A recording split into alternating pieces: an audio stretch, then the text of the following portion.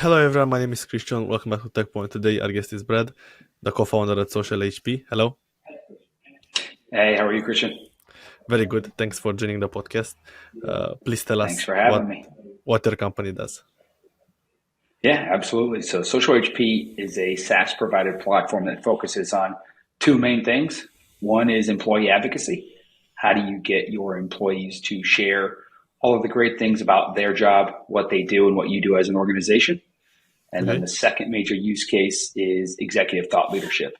If you think about executives, they're kind of like the alpha ambassadors, right? They've got the fanciest titles and the largest spheres of influence. And if you can get them to appropriately promote their own thought leadership, it's got massive value to them as an individual, but also to the organization as well. And what do you see is the biggest problem that you solve with the tool? Absolutely. So the biggest challenge that we solve for on the employee advocacy use case specifically is relevance of the message, consistency of the message, and longevity of the program. When you look at the average organization, they've got a lot of employees. And even if they don't, even if you have a small organization, everybody is strapped for time. Everybody's busy. And not only is everybody busy, not everybody has the confidence to put themselves out there on social platforms or on other marketing mediums. And so to give them an easy way to do that, first and foremost, is really beneficial to the employees and to the organization in terms of them being able to activate those employees. And so Nice. what Social HP does is we enable the professional marketing and comms teams that understand the nuances of a marketing campaign and understand where this content should go, when it should go, how frequently it should go, things like the marketing mix, and allow them to stage the campaigns for the employees. So now instead of asking employees to be trained and understand all of those different things about a marketing campaign, all they have to do is wait for an email that kind of shows them what's been staged for them, and they can decide if they want to share it or not. And by putting those marketers and comms professionals back in the driver's seat, that's how you create the appropriate relevance, the consistency, because it can be done on a normal basis, and then the longevity as well. Hey there, fellow marketers. Are you tired of juggling multiple platforms for meetings, webinars, and calendar bookings? It can be a nightmare just setting up a simple team meeting. But what if I told you there's a platform that is super user-friendly and can do all of this? Well, say hello to Sessions. More than just a Zoom alternative, Sessions is like having a personal assistant for all your meetings.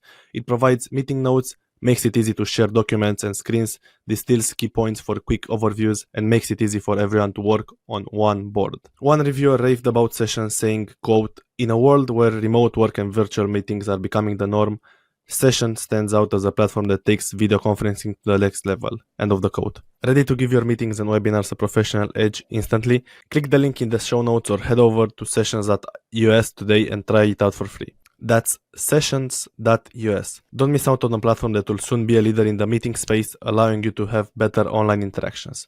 Visit sessions.us today. Now, let's get back to the episode. Right. But usually when does a company need a solution like yours? Or what's your target? Sorry, when do they need it in terms of what? In terms of size, or what is your Sure. ICP? What is your ideal customer profile? Your ideal company that Absolutely. you target? Absolutely. Thank you. So there's kind of a common thought that the larger you get, the more important it is, which by and large could be an indicator, right? The more employees you have, the more valuable it can be to activate all of them to share your content, right? Because you're going to get Yes. a further reach, larger audiences, and so on. But it can be critical for small companies to do this as well. And that's simply because they're oftentimes limited in terms of the resources that they have, the money that they can put into other marketing ventures, as well as their exposure and their awareness. So even if you have a small number of people, if you activate them in the appropriate way, they can impact a small brand and the awareness within the right audiences in a really powerful way. So there's really no starting point for this in terms of the value, particularly if you look at various different industries. Okay. For example, professional services like financial advisors or law firms. It's really important for their acquisition of new business to look like they know what they're doing, right? If you're going to give your money to a financial advisor, if you're going to hire a lawyer, you really want them to know what they're doing. And so Yes. the ability to be able to promote that thought leadership on social platforms is powerful regardless of the size. Okay, now I get it. And how does the pricing work?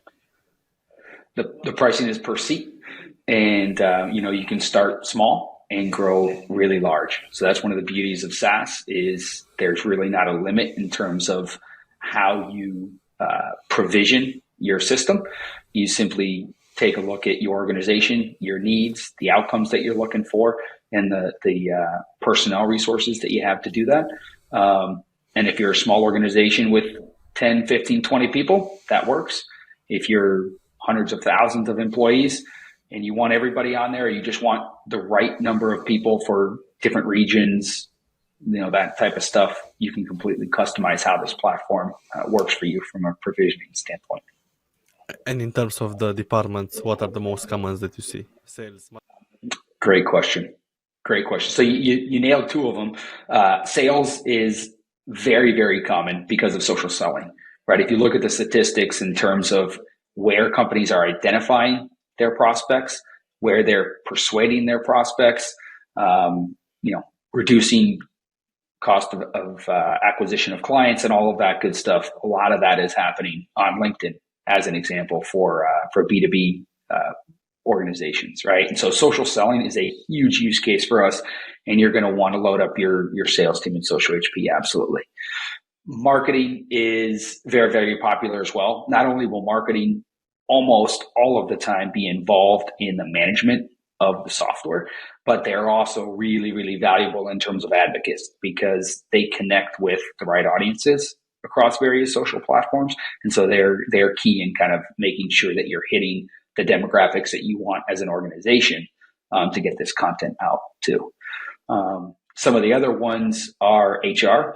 So HR is usually very focused, or HR partners. If you kind of outsource this stuff to agencies, HR is involved in identifying and retaining talent, right? And most anybody who's participated in identifying or retaining talent will tell you a very good way to do it is through your existing talent base, right? So if you have a sales team and you want to hire a salesperson, if you have developers and you want to hire developers, a really great way to reach out to those potential employees is through your employee network.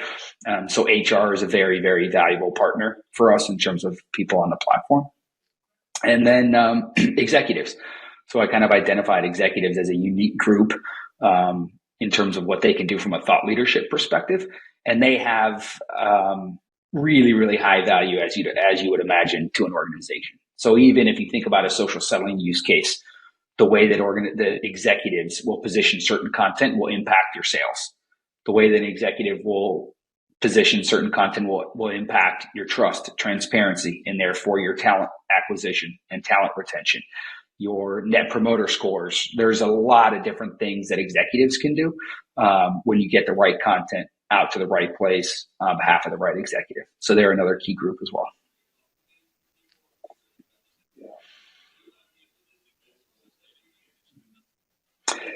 Yeah, I think my favorite success story actually came from a client of ours who was acquired by another large organization. And they led to one of the features that folks like most about us. And that is, at the time, it's a success story in terms of we couldn't do this before it happened. And that it was, it was the genesis for creating a feature set.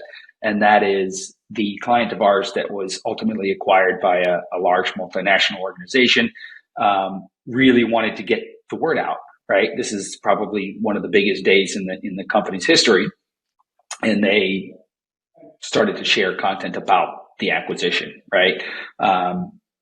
At the time, they didn't have large audiences engage with that message in the way that they ideally would have.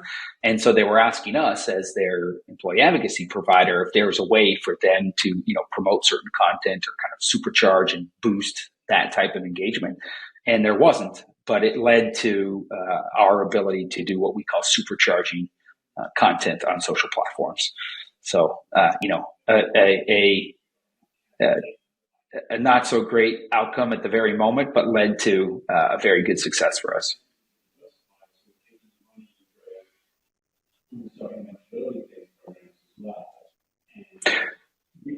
Great question. So it's a very crowded market. The employee advocacy industry is no competition to just number of options that you have out there. One of the things that we've done that puts us into at least a very small pool within the industry is the ability to do what we call stage content for employees. And so generally speaking, in the employee advocacy industry, what you have to do is you have to train and motivate your employees to participate in this action over and over and over again. Again, I talked about the consistency and the longevity. One of the reasons that's so hard to do is because with programs like this, you have to get every employee to participate. And even if they do, they don't do it on a consistent basis, and they don't do it regularly over time. And so the fact that your marketing team can stage the content for your employees and they never need to come into the system, it really, really adds to the consistency, the longevity, and the relevance, because they frankly know the content best, right? So those key outcomes that we're looking for are massively lifted because we can stage the content for employees. So that's a huge differentiator of ours, as is the way that we handle executive thought leadership. So most of the time, you'll find executives actually sitting on the sideline of organizations' employee advocacy. And it's because when you make it up to a certain level in an organization, particularly if you're regulated or publicly traded, there's too many landmines. There's too much liability to saying the wrong thing, right? And so you can't have a marketing person position content on behalf of an executive in the same way that you would an average employee. The executive is terrified of the blowback. The legal teams, the compliance teams, all the regulatory teams, investor relations teams are really worried about, what the CEO is saying, because they basically represent the organization, unlike your average salesperson or accountant would, right? And so a huge advantage that we offer our clients in terms of a unique differentiator is the ability to wrap a whole bunch of different governance workflows around executives specifically, so that you can have this multi-stage, multi-stakeholder approval process, so that your marketing team isn't just saying, hey, don't worry, Christian, we got you covered, and I think the legal team will be all right with this. But they can all collaborate on this content to ensure that it's approved from all the different various perspectives that it needs to be. Now I'd love to know, when exactly did you start the company and what's the story behind it and the idea? Yeah, great question. Great question. So we actually started the company, technically, the incorporation of the organization was about 10 years ago. But we didn't go to market and actually start to sell to clients until about 7 years ago. And the reason why is that when my co-founder and I met and had the idea and decided that this was a great opportunity, to impact the industry and to do what it is that we do here at Social HP, we actually were working on our own projects independent of each other, and we kind of needed to wrap up those organizations, kind of exit ourselves from those companies, and then jump into this. So we locked in the name and the company and all that good stuff. And it was technically an organization about a decade ago, but we've been selling actively for 7 years now. Amazing. And how many people are you today, the company? Yeah, we've got 9 full-time employees. And then, of course, we have, some contract business and things like that are done on the side. So we're about 15 if you include contract business as well. Right. And did you raise any funding? We did very small equity funding. So we've basically been bootstrapped most of the time, but we did, when we had the idea to move into the executive thought leadership product, it required significant development. And we actually went to friends and family angel round. Yes. We had some friends and family that were also angels. So it made sense to do both of those things combined. And we did a $900,000 equity raise about 4 years ago. And that's the only equity funding that we've ever done. And we also have some debt money from the federal government in Canada because we're based in Toronto. And so they have some programs for business development and small business growth through the federal government agencies. And we have a line of credit with them. Nice. And do you plan to keep it that way, or do you have the vision to fundraise in the future? We've been really lucky to get a lot out of the money that we have gotten. And we've run really lean in terms of our burn rate. And so fingers crossed we can keep doing what we're doing. And that is effectively pay our way forward based on our contracts and our clients. I think Awesome. there's an old school and a new school way of running organizations, if you want to think of it that way. And I think as technology, particularly SaaS and the types of business that we're in, gets more and more popular, people tend to go with the new school, which is raising a lot of money, getting into venture capital, private equity raises, banking on a huge future. And we're banking on that huge future, but we're kind of building our organization in the old school way, which is if you make money, that's the money you have, and that's the money you can spend. And so since we've been successful doing it, we'll keep doing that until things change. That's amazing. I love that mindset. How about the customers? How did you find the first clients? Great question. So we actually found our first clients because back to the genesis of the organization, when Alan, my co-founder, and I decided to do this, it was because we were basically living this pain ourselves. We had challenges with trying to recruit employees and partners, frankly, when you go back to what it is that we were doing to click buttons, right? You can make it as easy as you want for somebody to do something. Hey, just click this button and it'll happen. But getting them to click that button, if it's not their job, is actually more difficult than it would seem, particularly when you need them to do it over time. Again, back to that longevity and that consistency, right? And so we actually were in this world before, although we were sitting in the other seat, our client seat, which was good because we knew exactly what it was that they were dealing with, but also it was good because we've already got large networks and large spheres of influence that we can go out to and say, hey, Christian, we've been working together in a different capacity, but now we've got this tool that we think can really help you. So our first clients were really, really homegrown, if you want to think about it that way. And frankly, still one of our best client acquisition strategies is word of mouth. We've had so many clients that have purchased us and then gone on in their career and moved to other organizations. A number of our clients have been acquired, as I mentioned in one particular case, and a lot of those teams will post-acquisition go off and kind of continue on in their career and end somewhere else. And we've had a lot of repurchase clients, which is really, really nice in terms of our cost of trying to acquire clients. It's always easiest to do it that way from a dollars perspective, but I think it speaks to how much these folks enjoy using the product and the outcomes that they got from it, that they're eager to come and buy us again. So, but That's beyond amazing. that, of course, we do, all of the things that you would expect that a SaaS organization does, from pay-per-click ads to our own social selling on LinkedIn and other platforms. But yeah, everything in between. Perfect. How about the challenges that you faced? What do you say were the biggest since starting the company? Yeah, I'd say two things, which are probably not uncommon for SaaS organizations. Number one, you are always fighting the cash battle, right? And what I mean by that is cash flow is very different than revenue.